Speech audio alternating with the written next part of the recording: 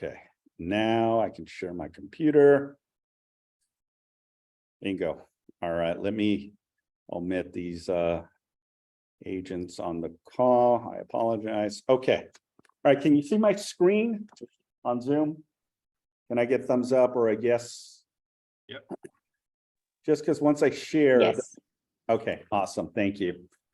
So again, the importance of understanding this paragraph is very vital and important because all properties are sold in as-is condition. It doesn't matter if it's a home that was built last month, if the home was built last year, if the home was built 15, 20, or if the home was built 100 years.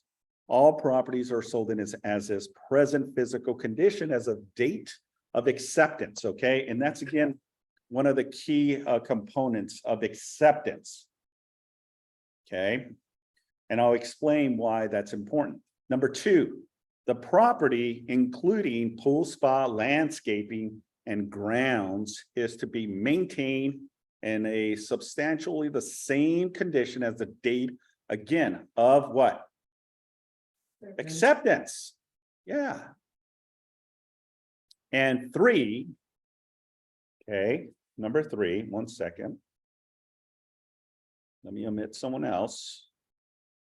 Number three says all debris and personal property not including in the sale shall be removed by close of escrow or at the time of possession is delivered to the buyer. Okay, what does that mean?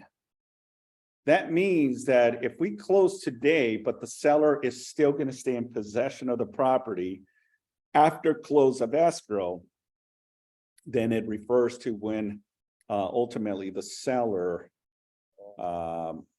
gives, possession to the property. Like a seller in possession, rent back. Have you ever heard of those?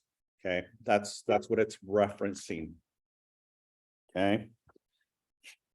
Buyer, if not at the same date, if the items are not removed when possession is delivered to buyer, all items shall be deemed abandoned. Buyer, after first delivering to seller a written notice to remove the items within 3 days, may pay to have such items removed, disposed of any, and may bring legal action per this agreement to receive reasonable cost from the seller's actual expenses. Okay. Any questions so far? Okay. There's a lot of information just on this paragraph in itself. One is obviously the condition, right? The property is being sold in its as-is present physical condition, including, the pool, spa, landscaping, and all of the grounds, meaning anywhere around the property itself. Hold that one thought for 1 second. And to also maintain the property as originally accepted. So once you go into escrow, buyer submits an offer, you're in negotiations, and ultimately the acceptance happens, right? That doesn't mean that the seller stops maintaining the house, right? You continue maintaining it because you're still the owner of the property. And more so, the buyer is still not the owner of the property, and there's no guarantee that the buyer is going to come through with a deal and close, right? So it is the responsibility of the seller to continue maintaining the property. It also, again, emphasizes the importance of once we close, that all debris and personal property is removed, okay? So this is where you as a listing agent need to have a concise conversation with the seller before it closes that, the house needs to be completely vacant with any personal items. What's personal items? Okay, anything, right? Furniture, clothing, yeah, absolutely. Trash, stuff outside of the backyard, stuff in the garage, stuff inside the house, stuff in the driveway, anything that may be a burden to the buyer may be considered a debris. And therefore, the seller's responsibility is to make sure that it's clear. This is the reason the buyer has what's called a final walkthrough. 5 days prior to close of escrow, the buyer has the right to do a final verification, a walkthrough, to make sure that the property is still in its same condition as they originally accepted the home. Because if the home is not the way it was, there's an issue. Houston, we have a problem. So I want to be crystal clear on what this provision, paragraph B, states. And then after giving the buyer, after giving notice, then it can be considered abandoned. And then the seller has the right to hire someone to remove the debris, and they can bill the buyer for those expenses. Okay, say again. The seller can hire people.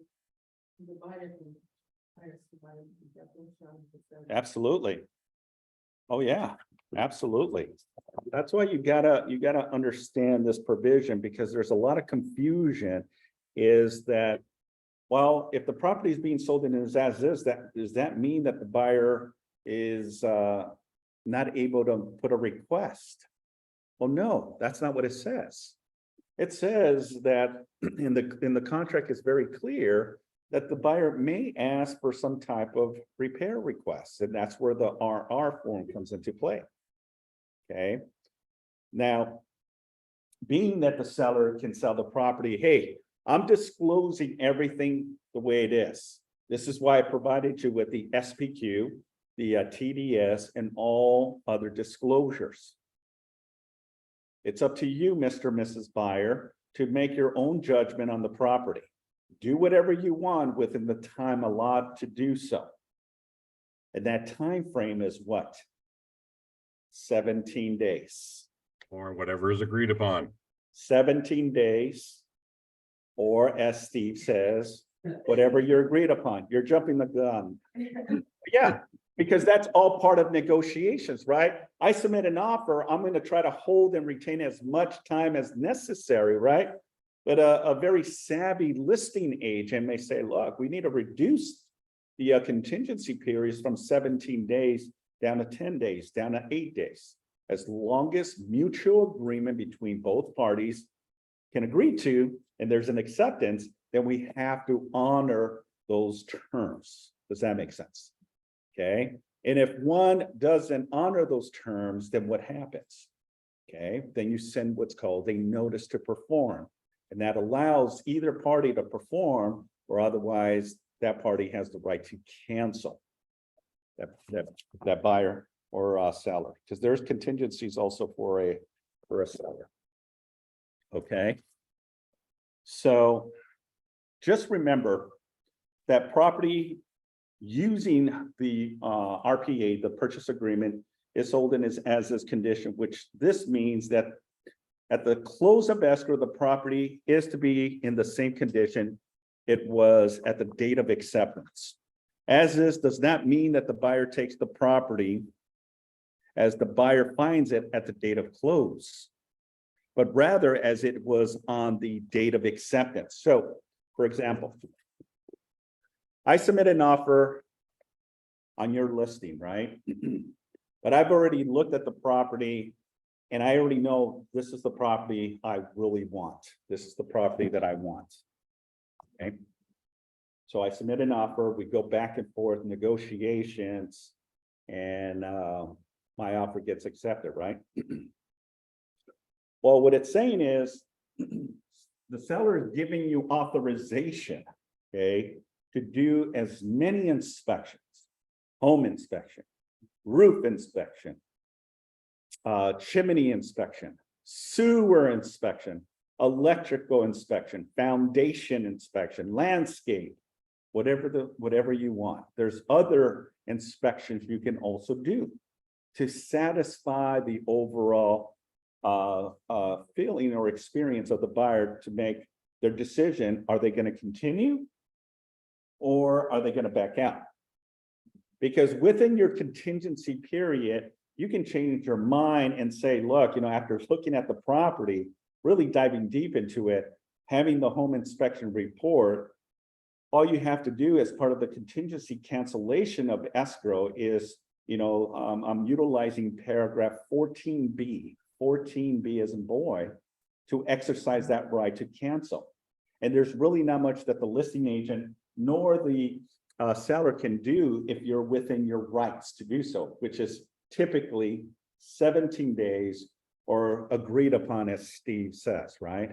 If it's 10 days, then you got to press upon it to get all of your inspections done, so that way you know what you're buying. This is what we call the contingency period. Okay, because once that time frame comes, then it's the buyer's responsibility to release that contingency. It's not the seller's responsibility, it's the buyer. Okay, but how many times have you worked with a buyer's agent and a buyer? They typically don't want to release that. They'll try to hold on to that contingency, if possible, to the end of escrow, if they can. But the contract clearly defines that it's the buyer's responsibility to release that condition, not the listing agent, not the seller. So you got to be proactive. How cool is it working with a buyer and a buyer's agent that they're proactive and they are 2 steps ahead of the game with you, and they're releasing contingency without you even asking or sending a notice to perform? That's pretty cool. That tells me, one, the professionalism of the agent, but 2 is the buyer's serious. The buyer wants this property.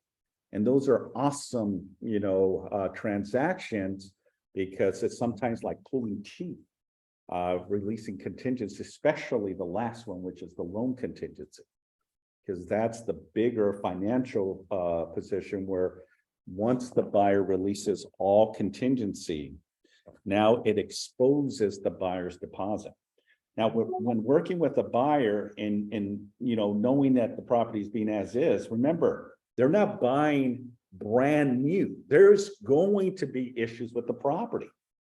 That's a given. Okay, so if a new buyer is asking for something ridiculous, what's going to happen is that the seller and the listing agent are probably going to decline your request. Because I've seen buyer request a credit of $50,000 for a 3-2. Okay, are you out of your mind? You want a brand new house? You want new windows, new roofs, new plumbing? You want everything, new floors? Why would I sell it if I'm going to do all of that for the new buyer? That's not the intent, okay? The intent of what is called an as-is provision is basically disclosing to the seller, to the buyer, that, hey, you know what? There is going to be conditions that I'm not even aware of. One second. If you can please mute yourself, and that is, I'm going to put that person on the spot. So, absolutely. So, hold on, let me just make sure that everyone is muted. So, yeah, I mean, we have to understand that there's going to be issues, right? There's going to be issues with the property. That's why you get a home inspection done, and that's called a general inspection. So that way, at least the bare minimum of some of the concerns or issues the home has. Now, once you get the general home inspection, then you know exactly how to navigate.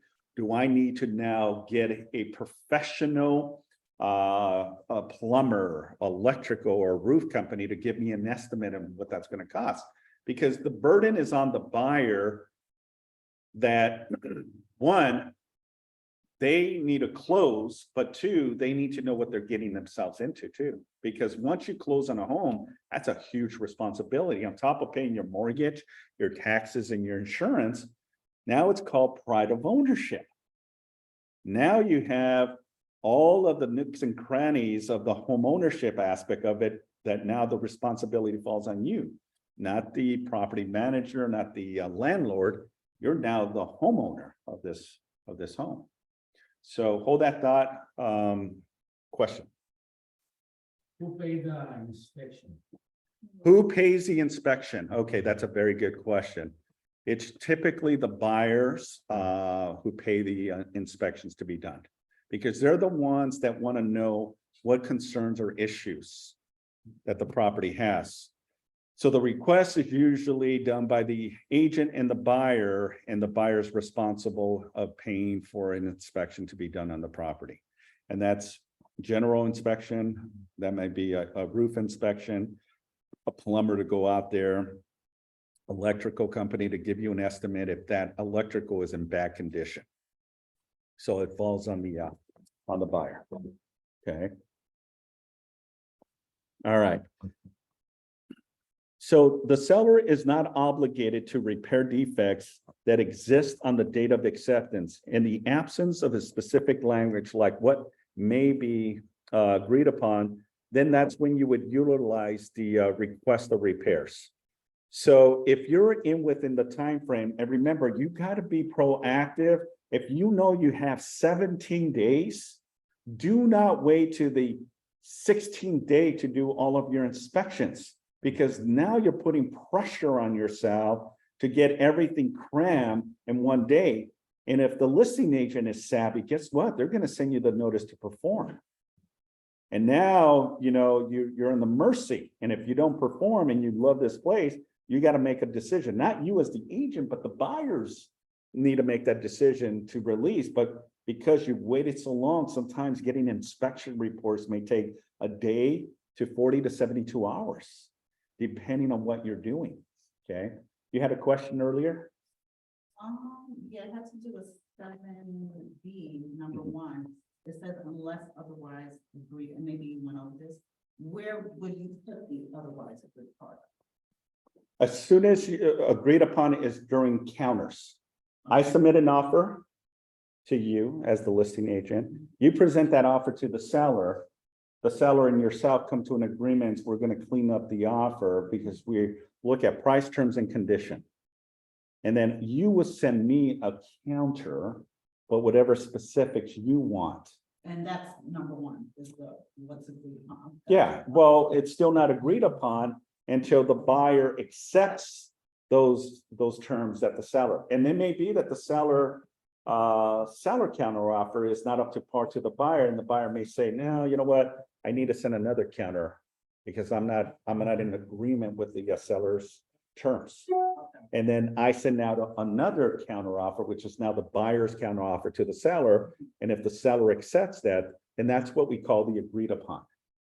Agreed upon, and then that's when whatever you and the seller agree to is what sticks with the agreement.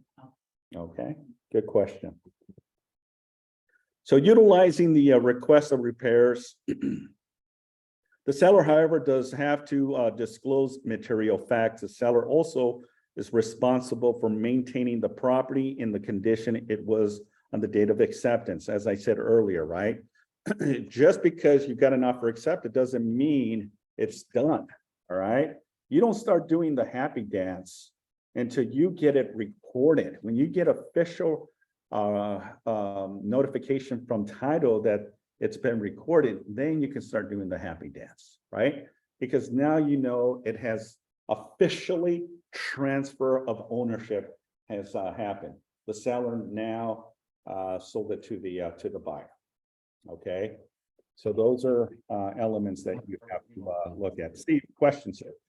Not a question, more of a, I want to interject if I could. Sure. Dealing with right now on the portion of the clause of the property needs to be maintained in substantially the same condition. One of the things that happens quite often, and we as agents, whether you're a listing agent or a buyer's agent, especially during summertime, really need to pay attention on behalf of our clients of, let us say you represent a buyer and you now are an escrow, and the landscaping of the home is impeccable. The grass is green as can be, and the flowers and plants are in bloom, and everything is gorgeous. And what kind of temperatures do we have going on right now? Okay, we have very, very hot temperatures going on right now. And if a seller does not maintain, as an example, watering the property, literally 30 days or 45 days later, that beautiful green lush landscaping that the buyer fell in love with at the time of the acceptance of the offer is now all yellow and dead. And that is kind of one of those conditions, as an example of, did the seller maintain it in substantially the same condition? And the answer would be no. So when you're an agent, whether a listing agent or a buyer, when you're the listing agent, you need to remind your sellers, hey, Mr. and Mrs. Seller, we got hot weather. You may need to end up watering a lot more because the buyer is buying the home with this beautiful, lush landscaping. And when you're the buyer's agent, you may want to end up reminding the listing agent to remind their sellers, please have your sellers maintain that landscaping, as an example. Because I have had it where literally the seller did not. Your buyer then says, my God, it's going to cost me $5,000 to be able to have all this landscaping redone. That's And right. now you're into this tug of war of all that. So, that's just one of the many things under the, maintaining in substantially the same condition. Absolutely. Thank you, Steve, for sharing. 100%. Yeah.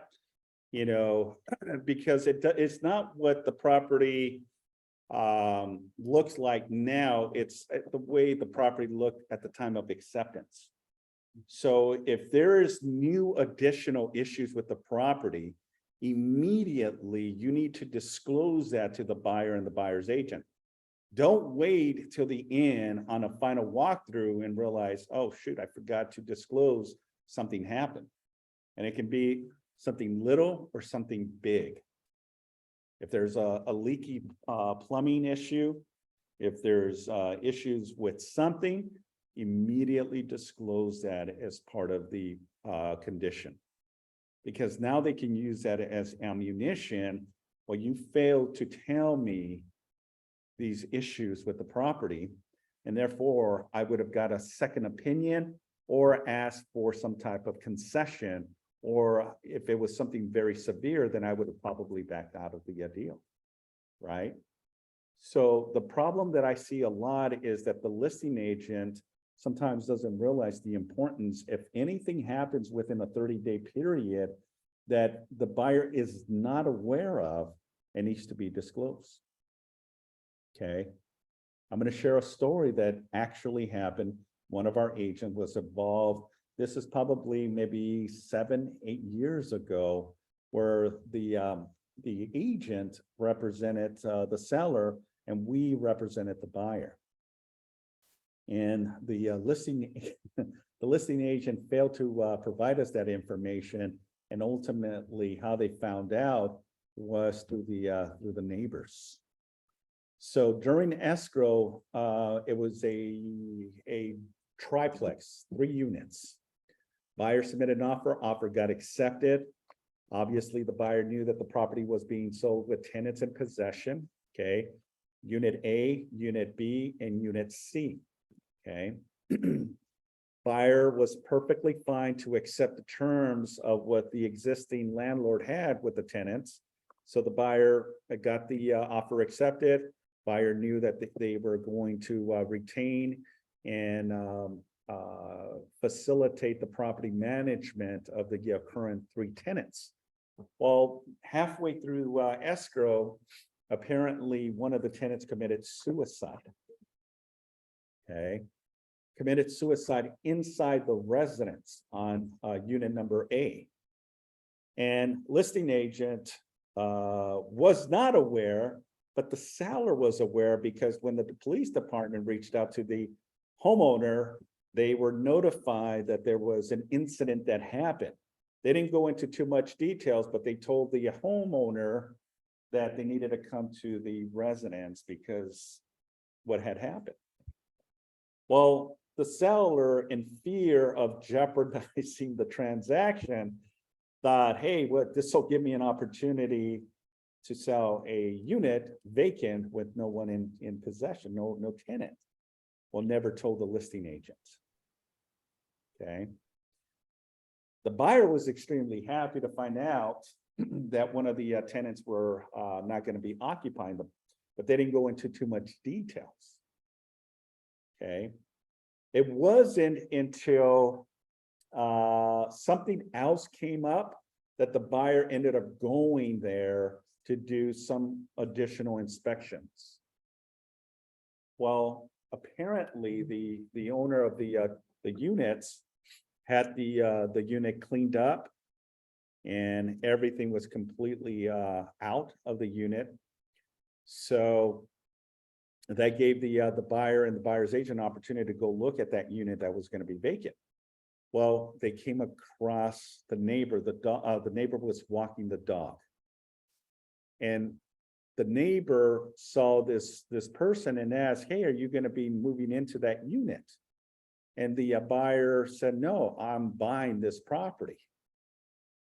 And the neighbor says, "Well, were you aware that about a week or 2 weeks prior, one of the tenants committed suicide in that unit?" And the buyer, obviously being in total shock, is like, what are you talking about? Yeah, there was an incident that happened and the tenant committed suicide there, shot himself. Well, immediately, the agent reached out to the listing agent. The listing agent is, "I don't think that's true." The listing agent wasn't even aware that the seller knew about it. So the listing agent reaches out to the owner of the property and says, "Hey, out of curiosity, the unit that we're going to be now giving vacant, did something happen there?"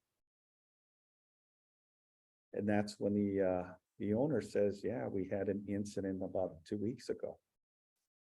And well, that's something serious. So how do you know? Well, the buyer and the buyer agent told me. Well, how did they find out? Well, apparently the neighbor came up and told them what had transpired. And now the buyer is contemplating of even continuing. Okay. Think about that for a minute.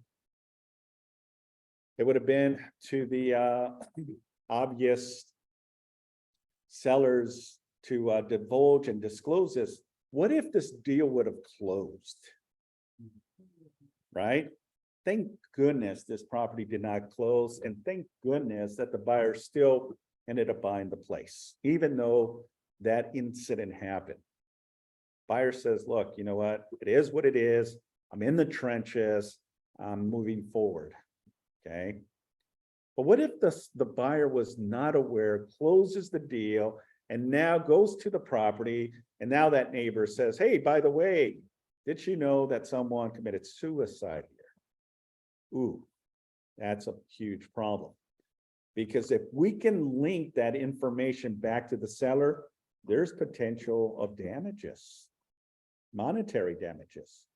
Because people sometimes are very superstitious. They will not buy properties if they know something severe had happened on the property. So it's best to disclose, folks. It could be the little things or the big things. It doesn't matter. It's best to provide that peace of mind that you're doing the right thing. Now, with that being said, I also want to stress that the moment that you provide any additional material facts about the property, that allows the buyer more time to do their due diligence, even if the buyer has released physical inspection contingency. Okay. And if it's something severe, the buyer can says, "Look, I understand that I released my contingency. I was not aware. Thank you for bringing it to my attention, but this is something very severe. I want out." And the buyer has 5 days to do their due diligence and also 5 days to decide if they want to continue with the process or not. Now, I don't come across too many of those, but if it was to go into a mediation or an arbitration hearing, they're going to look at from the spirit of the contract, and they're going to hear both sides of the story, and then they're going to determine who holds more weight on this. And they're always gonna dive deep into the purchase agreement, and they're gonna paraphrase, okay, what is the answer to that situation? Yes, sir. So you're saying after the removal of the inspection contingency, the buyer has 5 days if there's something major that they want fixed? Absolutely. Yeah, so what it means is that if the listing agent or the the listing agent or the seller come back and say, hey, by the way, I'm letting you know, we just found out that one of the bedrooms is leaking, there's plumbing issues. We're just divulging that information. We're gonna take care of it. We're gonna fix it. We're gonna remedy, but I also, because this is now impacting the buyer, it has to be disclosed to the buyer. And what the form says that is you have to give the buyer an additional 5 days to review the issue, make a determination, ask for that to be taken care of, even though we heard that the seller is gonna take care of it. But if the seller says, nope, property is being sold as is, I'm just disclosing, because that's also the issue that the seller can say. Hey, I'm just disclosing, this is what's going on, but we're not going to repair it. And the seller is in the right, as long as the seller divulges that information in a timely manner. Yes, ma'am. Should the information be verbally or should it be in writing? Never on verbal. Always want to document, paper trail, back yourself up and document it and send an something in writing. Yeah. Now you can pick up the phone and say, hey, by the way, this is what's going on, but you're always going to reinforce it with, something in writing, something in writing. Yes, sir. Of the guy who committed suicide. He's dead. I know, but what I said is, I understand and, for in the exam, this says, after 3 years, you don't have to you don't have by law, you don't have to tell the buyer Yeah. that something happened. Is that true, right? That is true. Yes. Okay, so, but before 3 years, you have to tell them. Yes. Okay, I just want to clarify that. Yeah, you're really going deep into this conversation. So, the question is, and this is coming from Jaime, he's saying, and, if someone has passed away on the property and it was 3 years or longer, does that information need to be disclosed? And the answer is no. No. Now, okay, I'm going to tell you the pros and the cons to this, because even so, the law says that you don't have to divulge that information if it's more than 3 years. Within 3 years, you have to disclose it. The SPQ, the seller questionnaire addendum, has a provision that says, Mr. and Mrs. Seller, are you aware? Has anyone passed away in the property? Any deaths on the property in the last 3 years? What it means is at the time of this document 3 years back, has anyone passed away? If it's been more than 3 years, then no, they don't have to answer it as yes. They can say no to the question. But if it's within the time frame, then yes, it has to be disclosed. Now, I also want to emphasize that, because if it's a direct question to you, Jaime, and you tell me, Simon, has anyone died in this property? And it's been more than 3 years. That's a direct question. I'm not going to lie to it. I have to disclose. Yes, Okay. I have to disclose that because it's a direct question that you're asking me. Does that make sense? Mhm. Okay. So if it's a direct question to you, even if it happened 20, 30 years ago, It doesn't need to be in writing, just verbally. well, yeah, I mean, you don't have to put it in writing, correct? But if I ask you, has anyone passed away in this property? All right. And the reason I say this, I had a child, a friend who accidentally hung himself. Okay, it happened here in Compton. We were just kids. I wasn't there. But he was playing with his neighbors, his friends, and they were on the tree and they had this rope, and somehow one of the kids convinced him to put that over his neck. And ultimately they were trying to balance themselves on the tree. He fell hung himself. Accident, freak accident. The parents to this day still live in that same property when the son passed away back in I remember this vividly. I was just a kid, but it was in 1982 when this happened. Because I remember as a kid watching, a friend, in the coffin. But the question is, if they were to list the property with me as an example, right? And someone asked me, has there any death in this property? If it's inside the house or outside of the property, meaning inside the land, I'm gonna have to say, yeah. Back in 1982, there was a death in here.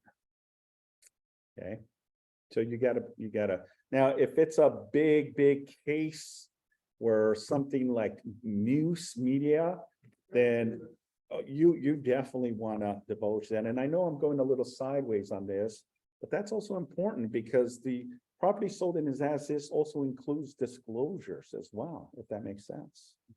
Okay, any other questions? Good questions, by the way, very good questions. All right, so going back to the condition of the property. So we discussed that the seller is responsible to maintain the property in the condition it was at the date of acceptance. The buyer has the ability to determine the condition by reviewing the seller disclosures and making any independent investigation of the property to discover any true conditions. If the buyer is not satisfied with the condition, the buyer is allowed to ask the seller to make repairs. If the seller cannot or will not do so, the buyer has the right to cancel the sale as long as the inspection contingency remains in effect. Okay? So once you release that condition, folks, you can't come back and say, hey, you know what, I have a change of heart. I want to cancel because I'm not happy with the condition of the property. Once you release that condition, that's it. You can't take it back. So I caution you, do your due diligence with your clients and make sure they're crystal clear that they're okay to release that. Because once you release it, then there's no going back. And the best way I can illustrate it is like, this is your deposit. This is your buyer's deposit. And there's walls that protect the buyer's deposit. Every time a buyer releases a contingency, it's closer and closer and closer that the seller can go after the buyer's deposit. Once the buyer releases any and all contingencies, that's it. If the buyer doesn't go through with the sale, then there's a potential that the buyer may forfeit or breach, obviously, the contract, and ultimately the seller may go after the deposit. Okay. And sellers, they're going to try to go after it. And there's a lot of conditions that ultimately have to happen, but basically the black and white of the contract, it really is clear. Buyer breaches, buyer released all contingencies, buyer cancels, buyer has the right to go after whatever the deposit, up to 3% if the buyer is planning to move into up to 4 units. Okay. If it's more than 4 units, the buyer doesn't intend to occupy the property and there's more deposit, then the seller may go after the full deposit that's in escrow, even if there's $100,000. So you got to be very careful. Now, the reason I wanted to really talk about the as-is provision is because a lot of buyers are in fear. Okay, is what if the house is ready to fall apart? Are we obligated to buy the property? Are we jeopardizing our deposit? The answer is no. And this is where you come in as a professional to demonstrate and illustrate how the transaction has a flow to it. Okay, you're protected, Mr. and Mrs. Buyer, as long as we have that as a condition. But I also want to emphasize that you got to do any and all inspections. And there's a form out there called the BIE form, Buyer Inspection Election, BIE. And that form gives the buyer any additional inspection that they can do. Not just your general inspection, not just your termite inspection, not just your plumbing inspection. They can do as many inspections as they want. If they want to get 2 home inspections, 2 roofers, 3 plumbers out there within their time frame, there's nothing that the seller can do. Well, Simon, hey, wait a minute. You already got a home inspection done. Wait a minute, Simon, you already got 2 roofers over there. I need a third opinion. There's nothing that the listing agent or the seller, they have to give the buyer the right to do so. Again, within their inspection period, right? If it's 17 days, or as Steve says, whatever is agreed upon, right? If they were agreed upon is 10 days, then you have to honor that. Because remember, what are you trying to avoid? Liability, lawsuits. Let the buyer do what they need to do. Because I want them to check it off that they're happy. Because the end goal is, right, to navigate the transaction to successfully close the deal. That's the end goal, right? Any thoughts, questions, or concerns? Okay. So if the buyer is not satisfied with the condition, the buyer is allowed to ask the seller to make any repairs. If the seller cannot or will not do so, the buyer has the right to cancel the sale as long as the inspection contingency remains in effect. Also, Hey, Simon. Yes. Hey, Simon, it's Ray. I have a quick question. Yes. I've had a situation where the sellers have refused to allow the asbestos inspection because sometimes the asbestos companies, they require an approval from the sellers in order to take like the pieces from the home to test those in the lab. And I've had sellers say like, no, you're not allowed to do that. Okay, that's a very good question. Yeah, and sometimes that definitely happens.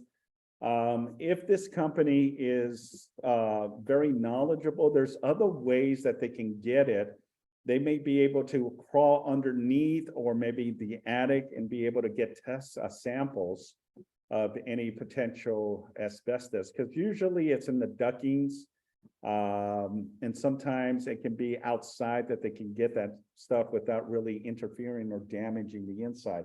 But again, can we force a seller to give us the authorization? The answer is no. If they say no, then there's your answer. You either move forward or the buyer says, okay, well, you know what? I don't feel comfortable.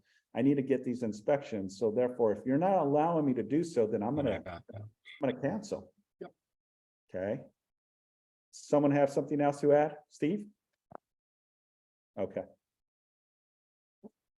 So the property may not have been built according to code, may not be in compliance with the current law, and may not have had any permits issued for all or some of the structural improvements.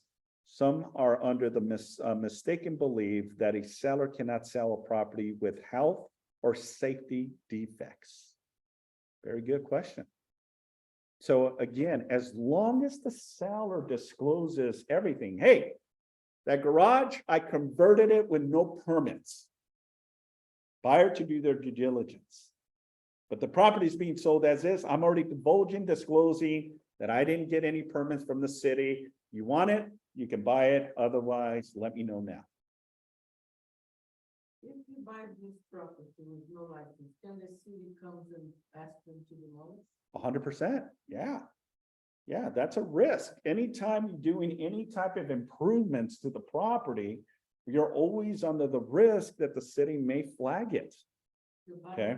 agrees with it. Well, that's why, it says right here in black and white that there may be issues with the property, but the seller's divulging that. So if you are the listing agent on a property that the seller did some modifications, okay, and going back on this provision, condition of the property of closing,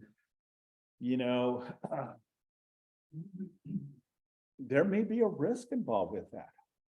But as long as we divulge that information, because what if this improvement was done 25 years ago, right?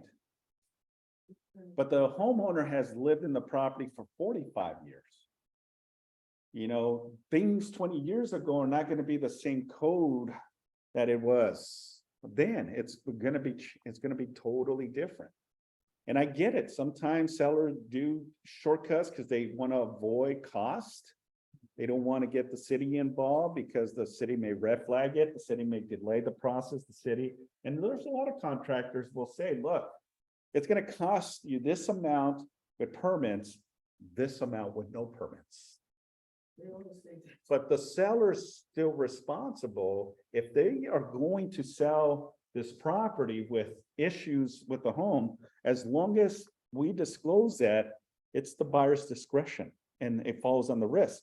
Because the buyer cannot come back after and says, well, the city came and red flagged the garage because it was converted and there was no permits. Now they're telling me to demolish this and bring it back to a garage. And now the buyer is fuming upset because, the city red tagged the garage, and they're asking now that the garage be completely demolished and bring it back to a garage. Well, if the buyer signed off on the contingency, signed off on any language that the seller says, hey, Mr. and Mrs. Buyer, be aware, we did this with no permits. Buyer's discretion to do any inspections or due diligence to make sure they're completely satisfied with the overall condition of the home. And the buyer signs off on it. The buyer doesn't really have recourse to come back and says, well, it's your fault. Well, no, because we disclosed that is what the paragraph says, folks. But be very, very, very careful. Now, do properties sell with no permits all day long? It is what it is. There's a lot of homes that have general contractors know what they're doing, but don't have permits because sometimes the delay to get the city inspections can be notorious. And they want to bypass all that. It's still in workmanship quality. It's just they never pull permits from the city. And what does pulling permits really mean? It's an inspector to go out there and make sure that they did it by code. Okay, that the house is not going to collapse, that the electrical box is not going to catch on fire, that the floors don't look like you're walking, but you're kind of leaning, right? You feel like you're crooked because it was not balanced correctly.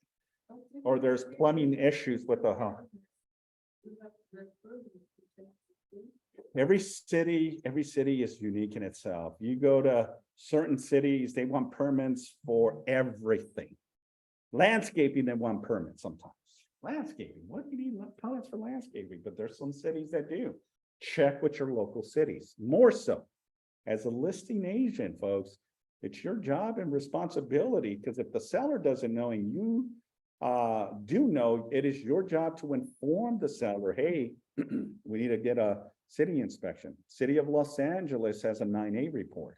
Does everyone know that any properties that fall in the city of Los Angeles, they have to do a 9A report. And that 9A report is good for 6 months. Meaning if it's an investor that buys it, fixes it, turns around and sell it, it's valid for 6 months. You can use the same 9A report. I just found out. I didn't even know that. I thought every time you close a deal, you have to get a 9A report. But I found out that the city of Los Angeles allows 6 months to have the same 9A report. Okay. Any other questions? Hi, Simon. Hi. I have a quick question from a transaction that actually I was the buyer in. And basically it was a flip property. The seller disclosed everything as is. Upon asking about permitting, he only disclosed that he had swapped out the windows without permits. Turns out he completely gutted the bathroom. Long story short, a month after closing, we ended up with a faulty shower pan and water all over the house. And the seller came on site. The listing agent sent the seller there to consult with us, and I video recorded that consult. And he's like, oh yeah, my guy that did the tile, he was sort of like wonky, but we got a new guy in here. And I'm like recording the water going into the adjacent bedroom. And he's like, oh, I don't know. I don't know what happened. Yeah, we did all this and it was fine. You gotta a home inspection. And I'm like, yeah, but they didn't have standing water in the shower. Like they didn't put washcloths in and have 2 inches, 3 inches of water. And so I'm just sort of wondering, not necessarily for my own situation, but just, representing future buyers, like how do I avoid this, sort of complete hassle? We've been back and forth with the seller and I don't want to go into the nitty-gritty, but how could I better protect a buyer in this scenario that could be in a similar situation, buying a property that's, maybe flipped and, there's not complete transparency where they're not going through the headache that we went through. Any suggestions or recommendations, because I would never want, a buyer of mine to go through what we went through. Yeah, absolutely. No, it's a good question.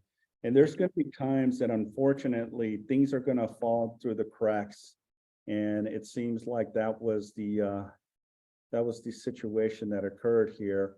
And really you can hold the seller accountable if it is something that's defective, not properly done. I would start off with getting someone that is experienced, right? Getting a contractor, if it's a plumbing issue, getting a plumber that's licensed. Evaluate the situation. Once you know and evaluate the situation, what is it going to cost to cure that situation? You want to have an invoice.